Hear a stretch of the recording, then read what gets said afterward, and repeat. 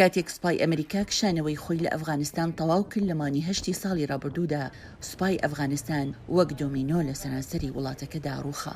چەکدارانی تالیبان دەستیان بەسەر کابوڵدا گرت کە چۆڵکردنێکی شێواوی بەدوادا هات. دوای ساڵێک دوو فەرماندەی کە پێشتر سەرپەرشتی هێزەکانی ئەمریکایان دەکرد لە ناوچەکەدا لە چاوپێکەوتنێکی هاوبەشی تایبەتدا لەگەڵدانی ئەمریکا ئێستا باس لەوە دەکەن کە چی لە ئەفغانستاندا بە هەڵەدا چوو. پێم وایە کە ئەو بڕیارە سەرەکی کە بۆ هۆی ڕووداوە دڵتەزیێنەکانی مانگی هەشتی ڕابردوو بڕیاری ئێمە بوو کە بە تەواوی ئەفغانستان بەجێ بهێڵین و ئەو بڕیارە دوو سەرۆکایەتیەکە یەکگرتەوە. تیمی سەرۆکی پێشوو دۆناڵد ترامپ گرێبەستی تالیبانی واژوو کرد بۆ ئەوەی تامانی 5 ساڵی 2021 تێکڕای هێزەکانی ئەمریکا بکشێنەوە. تیمی سەرۆک جۆ بایدنیش بە دوایە داچوون و وادەکەیان بۆ 31 مانی هەشت درێژ کردەوە. من ئەو بیرۆکەیە پەسەند ناکەم کە دەبوایە هەمومان بکشینەوە. ژەنەراڵی خانانشین فرانک مەکەنزی کە سەرپەرشتی کشانەوەکەی کرد و وەک فەرماندەی سەرکردایەتی ناوەندی ئەمریکا و ژەنەراڵی خانانشین جۆزف وۆتێل کە بە دوای داهات پیان وایە دەبوایە لانی کەم 2500 سەربازی ئەمریکی بمانایەوە تا هێزەکانی ئەفغانستانیان لە شەڕەکەدا بهێشتایەوە. ئەوان ڕوخان و ورەی شەڕکردنیان لەدەستدا.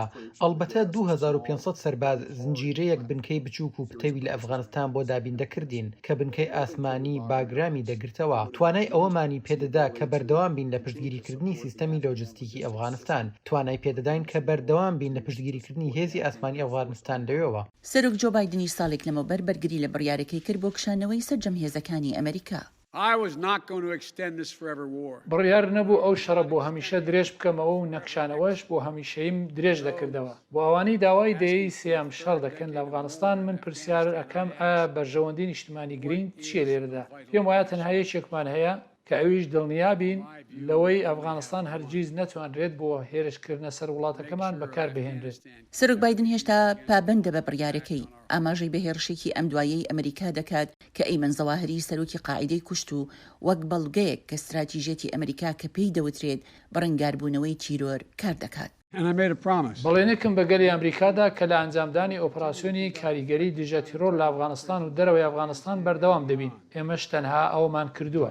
بەڵام ئەو دوو جەنەراڵی کە فەرماندە بوون لە سەرکردایەتی ناوەندی ئەمریکا تا چارەکی کۆتایی بوونی نزیکەی 20 ساڵی ئەمریکا لەوێژ بوون، دەڵێن کۆکردنەوەی زانیاری هەواڵگەری ئەمریکا لەسەر گروپە تیرۆریستیەکان لە ئەفغانستان تەنها بەشێکی کەمی پێشکشانەوەکە بووە. ترسیشیان هەیە کە ئێستا ئەمریکیەکان کەمتر پارێزراو بن. پێم وانییە لە دەرەنجامی کشانەوەمان لە ئەفغانستان سەلامەتر بین. زۆر شت هەیە کە ئێمە نەیزانین لەبارەی ڕێکخراوەکان، ڕێکخراو تیرۆریستەکانی کە لەبێ ماونەتەوە. ئێمە ئەکمان لەسەر شانە لێرە بیکەین. پێم وانییە ئێمە جێگیتر بین یان سەلامەتر بین. پێم وایە ئەفغانستان ناسەقامگیرە و لە ئەنجامدا ئەم بەشە ئەم ناوچەیە ناجێگیرترە. 13 ئەندامی لەشکری ئەمریکا و لایەنی کەم 170 کەسی دیکە لە یەکێک لە کۆتا ڕۆژەکانی کشانەوەی ئەمریکا لە هێرشێکی خۆکوژی دەوڵەتی ئیسلامیدا گیانیان لەدەستدا. ئەوە کوشندەترین ڕۆژ بوو بۆ سەربازانی ئەمریکا لە ئەفغانستان لە ماوەی 10 ساڵاندا. ئەو ئەرکەی کە 2 هەفتەی خایەند زیاتر لە 120,000 کەسی گواستەوە، بەڵام دەیان هەزار هاوپەیمانی ئەمریکایی بە دوای خۆیاندا بەجێهێشت. شایان پاشا بۆ راپۆرتی کارلا باب، دەنی ئەمریکا، واشنگتن.